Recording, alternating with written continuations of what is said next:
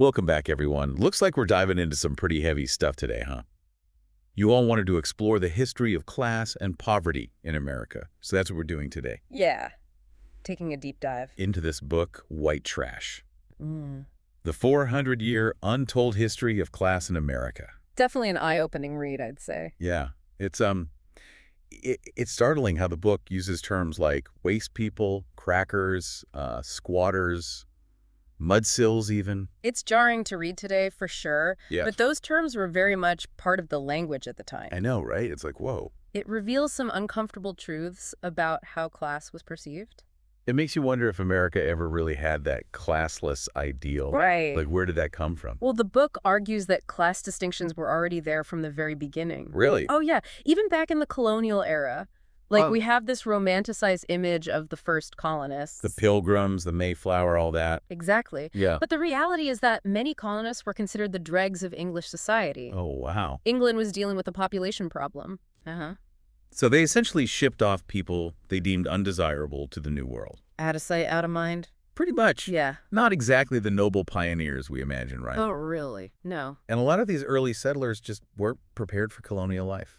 Yeah. More interested in leisure than hard work. It's like that whole Jamestown situation, right? Pocahontas and John Smith. Exactly. It's a lot grittier than the typical Pilgrim story. Oh, for sure. Jamestown was a constant struggle for survival. They relied heavily on indentured servitude.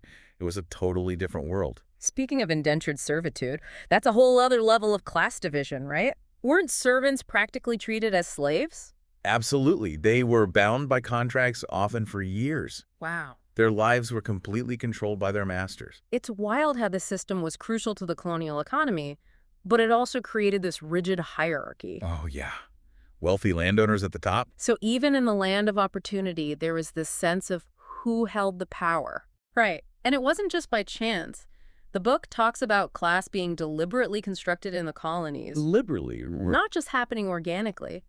Take William Penn, for instance. Okay. He tried to establish a system of hereditary titles in Carolina. Like lords and ladies in America. I know, right? Sounds crazy now. It does. But it shows this desire to recreate the European class systems. Even in a supposedly new world. Exactly. And land ownership played a huge part in all this. Made sense back then, I guess. Owning land meant status and power. Absolutely. Those without it were seen as transients, undesirables. Oof. The book talks about this guy, William Byrd, a wealthy Virginia planter. Okay. And he had some interesting views on his neighbors in North Carolina. Oh, what did he say? He called them lubbers and thought the whole region was a backwater compared to Virginia. Hugh sounds like a real charmer. And get this, he suggested that they intermarry with Native Americans to improve the population. Seriously. Oh, yeah. And he even had this solution for social problems. What was that? He suggested the poor should hibernate like bears for 6 months. Hibernate. What? That doesn't even... Obviously, it's satire. Okay. But it reveals how the elite viewed poverty as something to be managed, not a problem to be solved. Not by helping the poor, anyway. Right. More like keeping them out of sight and out of mind. Wow. You'd think the American Revolution, with all its talk about equality, would change things. You'd hope so. But even after independence, class consciousness was still very much alive. Really? Yeah, Thomas Jefferson actually proposed a cavalry unit during the war that was exclusively for the sons of planters. So much for all men being created equal, huh? Right. It's clear that class determined your role even in the fight for freedom. And then you have Shays' Rebellion. Remind me what that was. Struggling farmers in Massachusetts revolted against economic injustice. Oh, right. The elite were terrified, saw them as rabble-rousers, a threat to order. So they relied on the lower classes to fight their wars, but didn't want to address the poverty that led to these uprisings. Yeah, it's a pretty big contradiction. And this whole concept of waste people persisted. Especially out on the western frontier. Especially there. As we move into the 19th century, you start seeing terms like squatter and cracker. I guess waste people wasn't harsh enough anymore. Right. But these new terms, especially squatter, Ah. they carried all these anxieties about land ownership and displacement. Which still resonate today. Exactly. Like, think about how the word squatter is still used. Yeah, it definitely has a negative connotation. Back then, naturalists described squatters as living in squalor, lacking ambition. And cracker. That's a loaded term too, right? It is. It was mainly used to describe poor whites in the South, especially in rural areas, Uh-huh. and it implied ignorance and backwardness. Even Andrew Jackson, The president? yes, the frontier hero, Yeah. he was both demonized and romanticized for being a rough cracker. So he was like a symbol of the common man, but also someone to be looked down upon.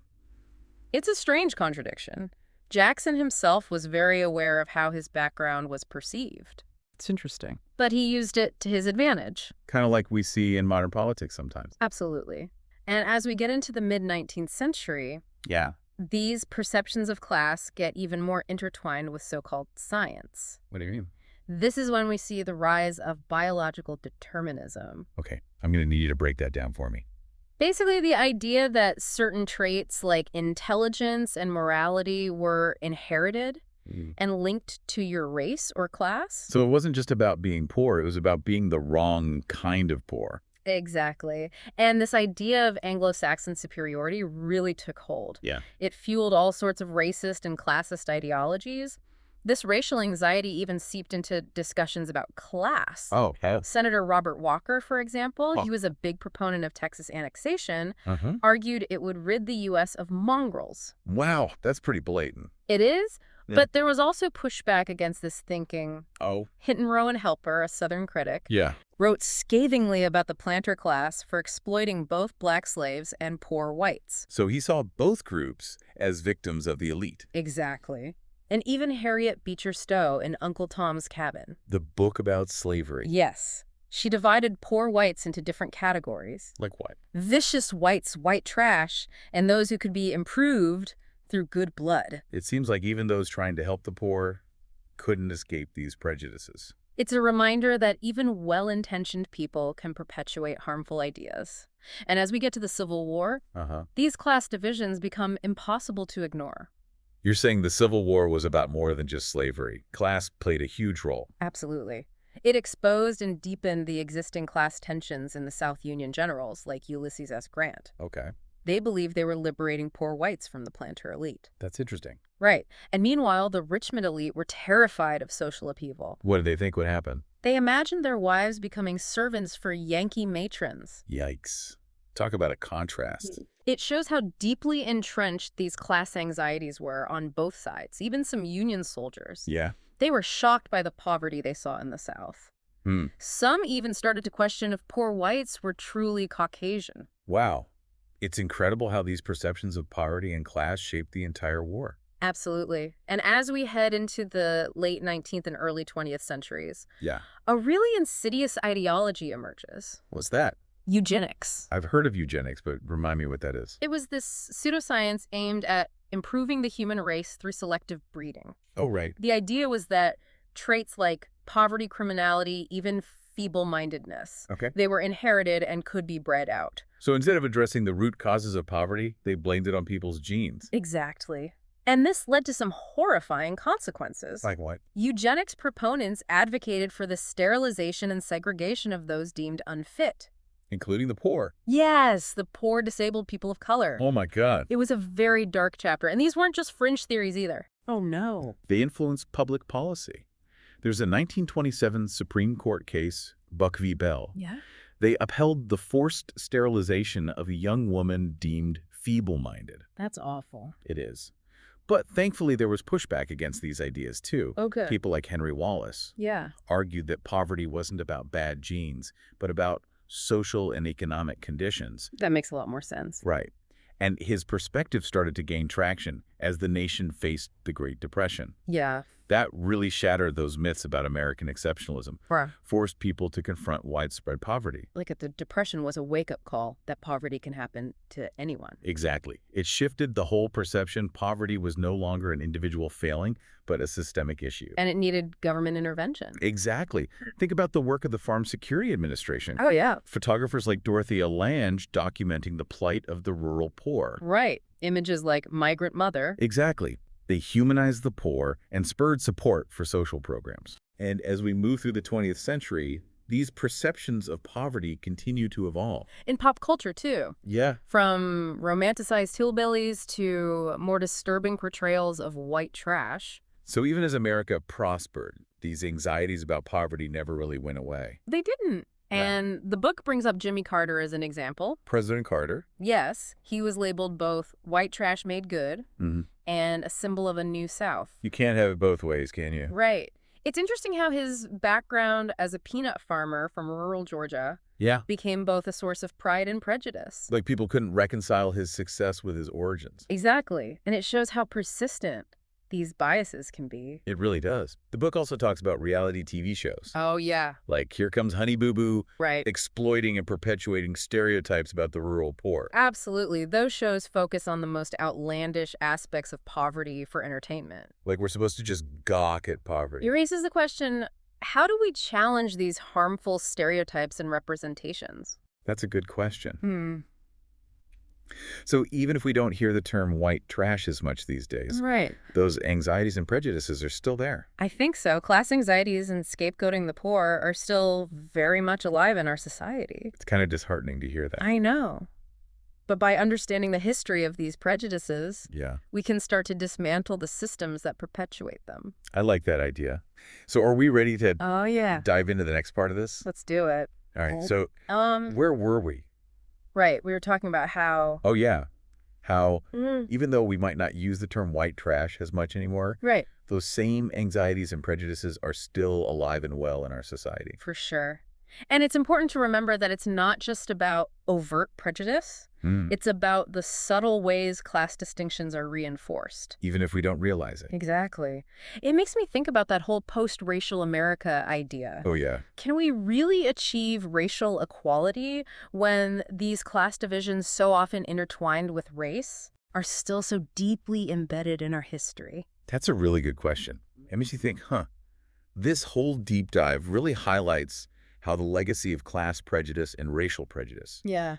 it continues to weigh on us. It does. It can feel like we're trying to outrun the past, but it always catches up. Always. But recognizing these historical patterns is a good first step. Awareness is key. Exactly. It's key to breaking these cycles. I agree. It's just hard to stay optimistic sometimes when you see these prejudices playing out even today. I hear you. It can be discouraging. Yeah. But let's not forget the progress that has been made. Yeah. While the term white trash might be less common now, Uh-huh.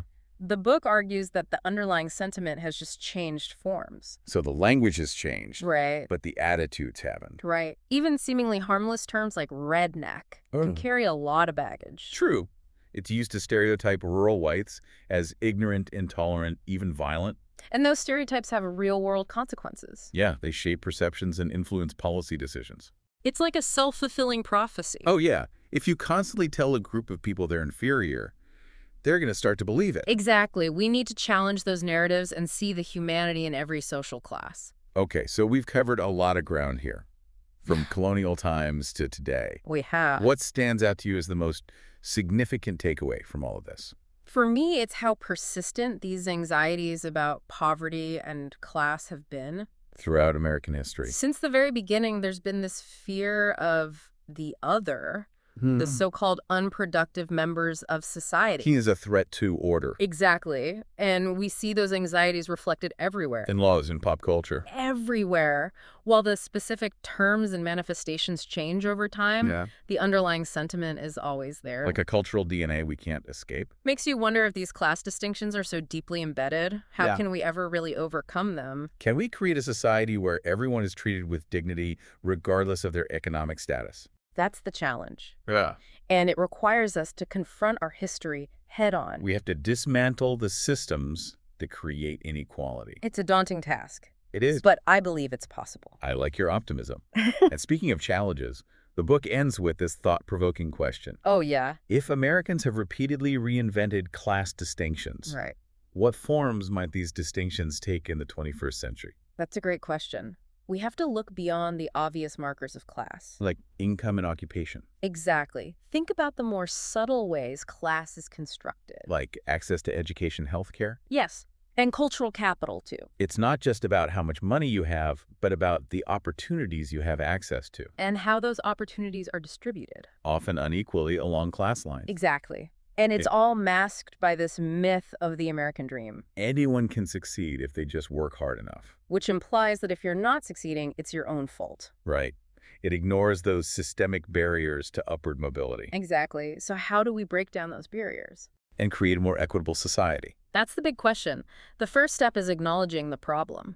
Yeah. Class distinctions aren't natural or inevitable. They're created and maintained by choices we make. We have to stop pretending America's this classless society. Have honest conversations about how class shapes our lives, And those conversations need to include everyone. not just academics and politicians. This affects all of us. We all have a role to play. So if we're going to reinvent class distinctions in the 21st century, Yeah. let's at least make them about fairness and opportunity. Not prejudice and exclusion. Well said. But before we get too philosophical here, Right. let's bring it back to the book. Okay. What are some concrete examples of how these class distinctions have been reinvented in recent decades? One striking example is the rise of the culture wars. Oh, yeah. Those are always in the headlines. They often revolve around things like race, gender, and religion, but they also reflect underlying class anxieties. Really? How so? Think about how these debates are framed. It's often the elite versus the common folk. The coastal elites versus the heartland, Exactly. There's this perception that the elites are out of touch. with the average American's values and concerns, And politicians and the media exploit that perception. to pit different groups against each other. Classic divide and conquer. It is. And it plays on these deep-seated anxieties about class and status. So instead of focusing on shared interests, Right. we're constantly told that we're different, that we're at odds. And that division benefits those in power. They maintain control by exploiting these cultural rifts. It's cynical, but effective. It really is. Okay, so the culture wars are one example. What else? Another is how poverty itself has been redefined. Redefine. What do you mean? Well, in the past, poverty was associated with very visible signs of deprivation. Homelessness, hunger, lack of basic necessities. Right. It was something you could see and measure. It was tangible. But today, poverty is increasingly defined in relative terms. Relative terms. It's not just about lacking the essentials, but about having less than others. So you could be considered poor, even if you're not technically living in poverty. Yes. Sure. Just because you have less than those around you.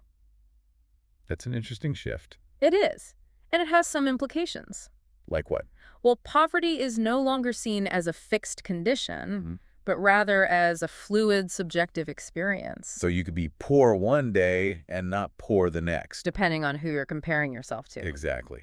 Which makes addressing poverty even harder. The definition is always changing. Like trying to hit a moving target. And it's a target often defined by those in power. Who benefit from keeping things as they are. Precisely. So even the way we talk about poverty is shaped by class distinctions. It's all connected. It is. Something to think about. Okay. So we have the culture wars and this redefinition of poverty. Any other examples of these reinvented class distinctions? One more that stands out is the increasing emphasis on education. Oh, yeah. Everyone talks about needing a college degree these days. Right. And while education is important, Sure. it's also become a way of sorting people into different social categories. Those with degrees are seen as more valuable. In a sense, yes.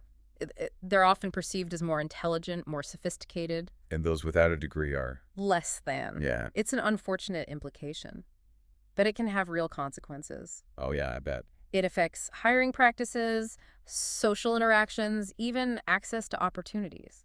It's like a new kind of class division. Based on educational attainment. And it's made worse by the rising cost of college. Absolutely. It makes it even harder for lower-income families to get ahead. It's a vicious cycle. Those who can afford college get ahead, those who can't fall behind. That's the reality, and it reflects those deep-seated class distinctions we've been talking about. So these distinctions are being reinvented in the 21st century. Right? Through the culture wars, the redefinition of poverty, and this emphasis on education. That's a lot to process. It is. But understanding these patterns is essential if we want to change them. Awareness is the first step. Towards real change. And the second step is asking the hard questions. Like, who benefits from these distinctions? And how do we create a truly equitable society?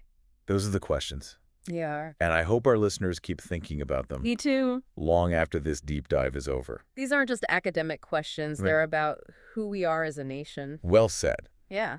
And on that note, Yeah. I think it's time to wrap up this part of our deep dive. Okay. We've covered a lot of ground today. We have. And I want to give everyone a chance to digest all this information.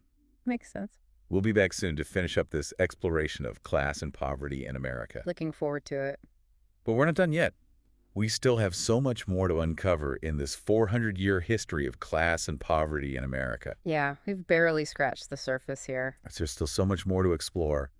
But in the meantime, I want you all to keep thinking about those questions we raised. Right, those are important ones. Who benefits from these class distinctions? And how can we build a society where everyone has a fair chance at success, regardless of their background? Those are questions that deserve our attention, our reflection, and maybe even some action. I agree. It's about more than just understanding history. It's about understanding ourselves. Oh yeah, for sure. The way we see and treat people who are different from us, whether it's class or anything really, it reflects who we are as a society. It's like looking in a mirror, Right. seeing our values, our beliefs, even our humanity reflected back at us. Exactly. And if we don't like what we see, well, we have the power to change it. That's a powerful thought to end on. Okay, so before we get too deep into that, Okay. let's bring it back to the book. Okay. What are some specific examples of how these class distinctions have been reinvented in recent decades? Well, one that really jumps out is the rise of the culture wars. Oh yeah, those are always in the news. While they often center around race, gender, religion, Right. they also reflect a lot of underlying class anxieties. Really? How so? Just look at how these debates are framed. Okay. It's always the elites versus the common folk. Coastal elites versus the heartland. Exactly. It creates this perception that the elites are out of touch with everyday Americans. With their values and concern. Exactly. And politicians and the media use this to their advantage. To pit people against each other. It's a classic divide and conquer strategy. It is, and it plays on these deep-seated anxieties about class and status. Exactly. So instead of focusing on things we have in common, Our shared interests. right, we're Yeah. constantly being told that we're different, That we're at odds with each other. and that division benefits the people in power. They stay in control by keeping us fighting amongst ourselves. It's cynical, but very effective. It is. Okay, so we've got the culture wars. What else? Another example is how poverty itself has been redefined. Redefined. What do you mean? In the past, poverty was about deprivation. Homelessness, hunger, lacking basic necessities. Exactly. Things you could see and measure. It was tangible. But these days, poverty is defined more in relative terms. What does that mean, relative terms? It's not just about lacking the essentials. It's about having less than others. So you could be considered poor, even if you're not technically living in poverty. Yes. Just because you have less than the people around you. That's a pretty big shift. It is. And it has some important implications. Like what? For one, poverty is no longer seen as a fixed state. It's more of a fluid, subjective experience, So you could be poor one day and not poor the next. depending on who you're comparing yourself to. Wow. That makes addressing poverty a lot more complicated. It does. The goalposts are always moving. It's like trying to hit a moving target. And who defines that target? Often it's those in power. Who benefit from keeping things as they are. Exactly. So even the way we talk about poverty, Yeah. it's shaped by these class distinctions. It's all connected. Absolutely. Something to keep in mind as we move forward. Okay, so the culture wars and the redefinition of poverty. Yeah. Any other examples of how class is being reinvented? Another big one is the focus on education. Oh, yeah. Everyone says you need a college degree these days. Right. And while education is important, Of course. it's also become a way to sort people into categories. Those with degrees are seen as more valuable. Yeah. More deserving. Yeah, kind of. They're often seen as more intelligent, more Yeah. capable, And those without a degree are. less than. Exactly. And that has real consequences. Oh, yeah. It affects everything: hiring practices, social interactions, access to opportunities. It's like a whole new kind of class division based on education. And the rising cost of college makes it even worse. It does. Makes it harder for lower-income families to afford that education. It creates this cycle where those who can afford college get ahead and those who can't fall behind. And it all ties back to those deep-seated class distinctions we've been talking about. It does. So in the 21st century, these distinctions are being reinvented through the culture wars, the redefinition of poverty, and this emphasis on education. Yeah, it's a lot to unpack. It is. Mm-hmm. But if we want to challenge these patterns, Yeah. we have to understand them first. Awareness is the first step towards change. And then comes action, Hmm. right? Asking the hard questions, Yeah. like who benefits from these distinctions? And how do we create a society that's truly fair and equitable? Those are the questions we need to be asking ourselves. And each other. And I hope our listeners will continue to think about them, Yeah. even after this deep dive is over. These aren't just academic questions. No, they're not. They're about who we are as a society. So well said. All right, well, on that note, I think it's time to wrap things up here. Sounds good. We've covered so much ground today. I want to give everyone a chance to absorb it all. Makes sense. We'll be back soon to finish up this exploration of class and poverty in America. Looking forward to it. Okay, so we're back. Ready to finish up this exploration of class and poverty in America. I am. And I bet our listeners are ready to hear the end of this too. We left off talking about how class distinctions are being reinvented in the 21st century. Yeah, through the culture wars, the redefinition of poverty, and the emphasis on education. Right. Those are some pretty big forces shaping our society. They are, and they all tie back to those anxieties about class and status that we've been talking about. It's like no matter how much we try to ignore it, Okay. class is always there, lurking beneath the surface. It is. It shapes our perceptions, our opportunities, even our relationships. It's pretty disheartening to think about. I know, it can be, but I think it's important to remember that we're not powerless. We can change things. We can, but first we have to acknowledge the problem. We have to see how these class distinctions are embedded in our culture. Our institutions are very way of thinking. And then what? What do we do once we see it? We start asking those hard questions, like who benefits from these distinctions? And how can we create a society that's truly fair and just? Where everyone has an equal chance. Yeah. Exactly. It's not going to be easy. I bet it won't be. But I think it's a fight worth having. I agree. Yeah. Okay, so back to the book for a minute. Okay. It ends with this really thought-provoking question. Yeah. What is it? If Americans have repeatedly reinvented class distinctions throughout history, Right. what forms might these distinctions take in the 21st century? That's a good question, and I don't think there's an easy answer. What do you think? Any guesses? I think we have to look beyond the obvious markers of class. Like income and occupation? Right. It's about more than just how much money you make or what kind of job you have.